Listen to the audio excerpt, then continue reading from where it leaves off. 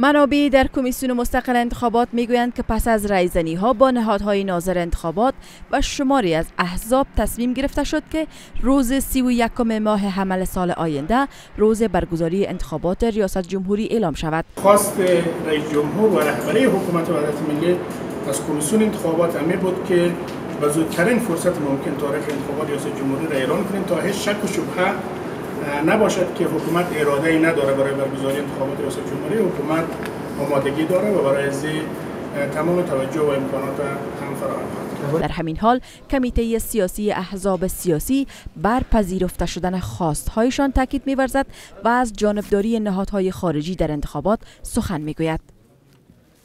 ما که ما او را یک اداره بی‌طرف می‌دانیم، بعضی مصاحبات و ابراز نظرهایی در گذشته داشتن که بر اونا لازم نبوده که در این مورد وضاحت کنند.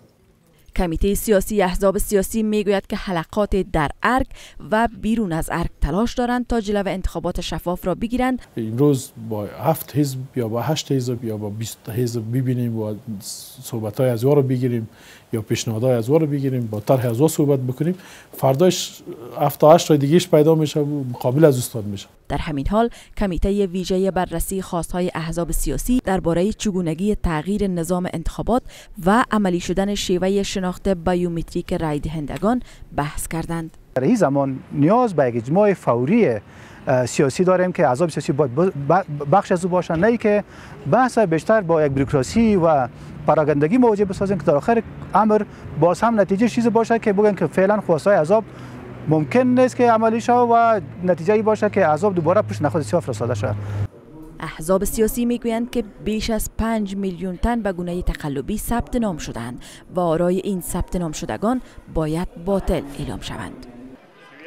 سازمان ملل متحد میگوید که انتخابات افغانستان را حمایت مالی می کند، اما ارگ ریاست جمهوری هر گونه مداخلت در کار انتخابات را رد می کند.